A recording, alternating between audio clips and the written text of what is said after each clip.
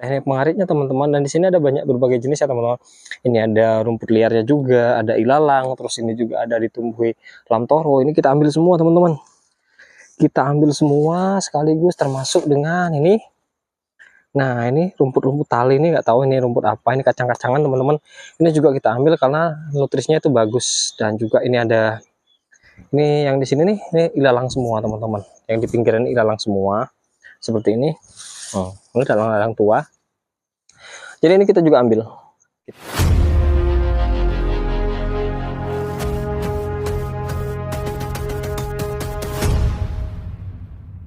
Assalamualaikum warahmatullahi wabarakatuh, sedulur pecinta wedus, pecinta peternakan semua teman-teman ya. Oke teman-teman, pagi ini kita akan coba untuk panen teman-teman ya, panen rumput pakcong teman-teman. Ini rumput pakcong yang usianya tidak terlalu tua teman-teman. Lahan kita ini ada di kisaran 200 meter persegi teman-teman. Kalau nggak salah sekitar 200 atau 250 meter persegi teman-teman ya. Tapi kalau di desiare itu kan 100 meter, 1000 meter persegi itu sama dengan 100 desiare teman-teman. Jadi ini cuma 200 meter persegi ya, atau 20 desiare lah teman-teman, 20 desiare. Ini rumput kita mulai panen teman-teman ya, karena berhubung habis lebaran kemarin stok pakan kita habis. Jadi ini untuk dibuat silase nanti teman-teman ya. Ini nanti dibuat silase, terus ada juga yang di lahan itu yang di pematang-pematang. Nanti kita aritnya setiap hari untuk dibuat pakan sore harinya teman-teman. Nah ini dia teman-teman ya.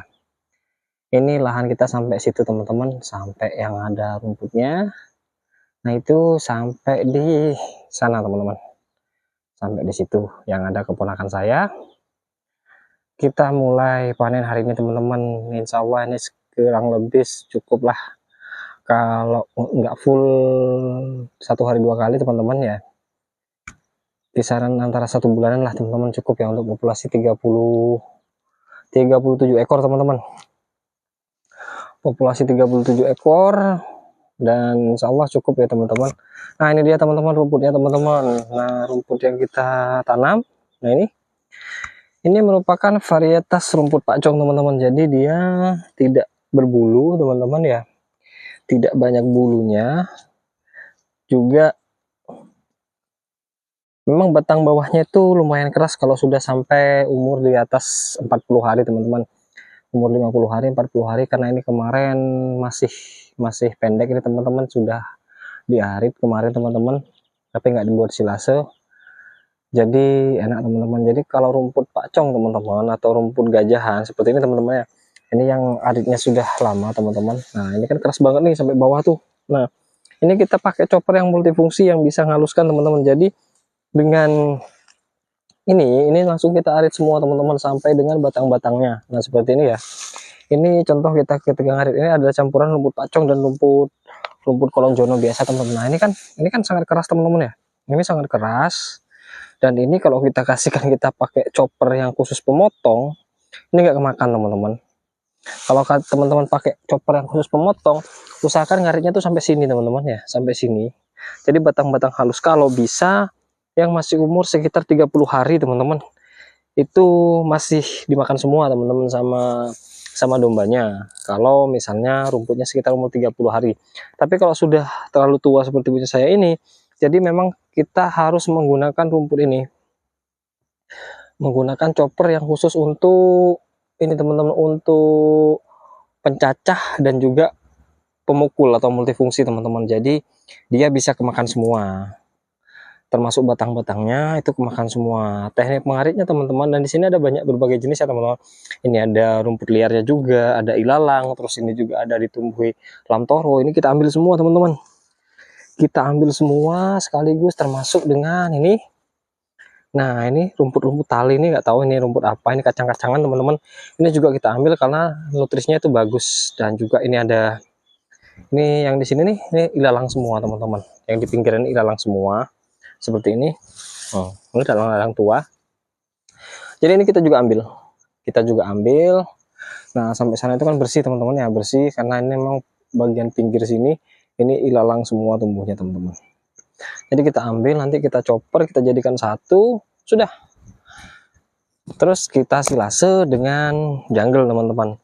Insya Allah itu dimakan semua sampai habis teman-teman. Nah ini saya akan coba untuk dikeringkan dulu teman-teman supaya lebih efisien. Saya akan coba untuk rumput ini saya keringkan dalam jangka waktu mungkin 3-4 hari saya jemur di bawah terik matahari teman-teman. Nanti coba saya fermentasikan. Coba saya nanti fermentasikan rumputnya. Saya lihat, kita bisa lihat palatabilitasnya itu seperti apa nanti teman-teman. Kalau sudah kita keringkan terus kita chopper lembut. Nah, kemudian kita fermentasi dengan jungle jagung. Kita coba lihat palatabilitasnya seperti apa nanti kalau kita pakai fermentasi kering, dan ke domba itu seperti apa. Karena gini, karena kalau kita pakai pakan yang fermentasi kering itu teman-teman, konsumsi pakannya akan lebih sedikit dibandingkan kita pakai silase yang basah. Karena silase yang basah itu kadar airnya kan masih tinggi. Kalau yang kita pakai fermentasi kering itu kan kadar airnya antara 14-16% sampai 17% teman-teman ya. Jadi ke domba itu lebih kenyang, satu, terus kedua dia juga awet teman-teman ya. Pemberian pakannya juga lebih hemat kalau menurut saya, karena cukup 1 sampai 1,5 kilo tergantung bobot teman-teman. Kalau misalnya bobot itu masih di bawah 20 kilo, bisa setengah kilo teman-teman, di bawah 1 kilo pokok kita pemberiannya. Jadi bisa lebih hemat teman-teman. Dan untuk kebusukan juga sangat minim teman-teman, bisa disimpan lama. Jadi kalau sudah kering teman-teman itu bisa nggak usah simpan di tong juga nggak apa-apa, nggak usah disimpan di plastik juga nggak apa-apa, langsung ditaruh di karung nggak apa-apa, karena kadar airnya sudah sangat kering teman-teman, antara 17 sampai 13%, 14 sampai 13% itu sudah cukup kering teman-teman, dan disimpan dalam kondisi di tempat yang karung juga nggak apa-apa, aman teman-teman. Nah, jadi kalau seandainya teman-teman pengen coba atau pengen tahu nanti gimana caranya saya coba bikin fermentasi kering untuk pakan-pakan domba, silahkan terus ikuti channel ini ya teman-teman. Updatean video-video kita terbaru, nanti bagaimana prosesnya, kita coba proses untuk pembuatan fermentasi keringnya. Oh ya teman-teman, ini karena kita ngarinya langsung banyak, jadi kita sewa pickup teman-teman, sewa pickup. Ini kita sewa pickup kalau dari lahan itu ke rumah kan agak jauh ya teman-teman, jadi kita 150.000 untuk pickupnya aja teman-teman, sama yang ngarit itu 2 orang teman-teman. Jadi ya lumayan lah teman-teman ya, lumayan. Tapi hitung-hitung nanti hasilnya kalau saya biasa pakai pickup itu sekitar Rp600 teman-teman ya. Setelah kita olah jadi silase itu sekitar Rp600. Kalau hitungan saya sih masih masuk ya teman-teman. Kalau sekitar Rp600 itu masih masuk teman-teman per kilonya. Jadi apalagi nanti kalau misalnya kita ini tanaman rumputnya ditambah, otomatis kan nanti kan panennya juga akan bertambah, sementara biaya tenaga kerja dan pickupnya tetap teman-teman ya pastinya akan mengurangi kos biaya produksinya nanti teman-teman, seperti itu. Jadi buat teman-teman kalau memang mau coba buat silase dengan populasi yang sudah lumayan banyak, silahkan buat silase, belajarlah silase, atau mau buat pakan fermentasi kering agar lebih simple dan minim untuk kebusukan, monggo silahkan juga. Saya sudah sarankan teman-teman ya. Tapi kalau teman-teman masih pemula dan masih mau belajar, masih baru mau beternak dan populasinya masih 5 ekor, 10 ekor ke bawah teman-teman ya, saran saya sih jangan dulu ya. Saran saya itu ya lebih baik teman-teman itu fokus di hijauan teman-teman, karena membuat silase atau fermentasi itu membutuhkan biaya yang banyak. Satu, kalau teman-teman tidak punya chopper otomatis capek di tenaga teman-teman, dan teman-teman juga harus punya tempat penyimpanan ya, minimal plastik silase per bijinya itu 7.000, 6.000 atau 7.000 kalau teman-teman beli di Shopee, dan itu kapasitas cuma 20 kilo teman-teman. 20 kilo kadang bisa 2 kali pakai, kadang cuma 1 kali pakai teman-teman. Saya juga sudah pernah pakai, makanya saya sekarang pakai kolam silase sama ini, sama tong warna biru, karena itu lebih, menurut saya lebih hemat ya. Memang investasinya kita lebih mahal, cuman lebih hemat dari segi pengeluaran, karena kita bisa pakai sampai bertahun-tahun teman-teman.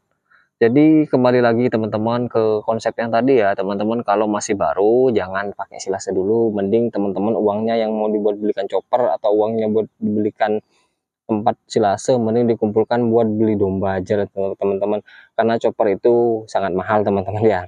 Ada memang yang murah tapi itu chopper khusus pemotong, bukan khusus pencacah ya, bukan pemukul atau bukan penepung teman-teman. Tapi kalau saran saya sih buat teman-teman peternak itu mending beli yang multifungsi, karena kita bisa manfaatkan untuk berbagai sumber pakan nanti. Misalnya teman-teman di rumah tuh ada batang singkong bisa dimanfaatkan juga buat pakan, ada batang pepaya itu juga bisa dimanfaatkan buat pakan, atau juga ada janggel jagung bisa dimanfaatkan teman-teman. Atau teman-teman ketika mau beli jagung nih sebagai sumber energi, jagung kan mahal. Nah, jagung jagung misalnya jagung pipil tuh, jagung yang sudah digiling kan mahal teman-teman. Mending teman-teman beli jagung gelondong, harganya lebih murah terus digiling sendiri. Itu manfaatnya kalau yang multifungsi. Tapi kalau hanya mencacah, nah teman-teman harus beli yang sudah halus semua. Seperti itu. Dan teman-teman juga bisa mengalihkan, kalau buat konsentrat itu ya bisa mengalihkan yang namanya kangkung kering, itu kan sumber serat, bisa diganti dengan rumput teman-teman, dikeringkan kemudian dicacah menjadi halus sebagai campuran konsentrat. Itu juga bisa teman-teman. Jadi kalau menurut saya sih manfaatnya chopper multifungsi itu sangat banyak teman-teman. Jadi sekali kita beli agak mahal tapi bisa kita gunakan untuk berbagai macam kebutuhan peternakan kita. Daripada kita beli yang pencacah teman-teman ya. Memang lebih murah, cuman kita fungsinya hanya untuk mencacah rumput, tidak bisa menepung dan tidak bisa menghaluskan rumput teman-teman itu. Oke gitu aja teman-teman ya, hari ini tentang video panen rumput kita dan sharing-sharingnya mengenai mesin chopper teman-teman. Oke gitu aja, terima kasih atas dukungan teman-teman semua terhadap channel ini, semoga terus berkembang dan memberikan inspirasi dan wadah untuk sharing bagi teman-teman semua. Saya akhiri, assalamualaikum warahmatullahi wabarakatuh, see you next time.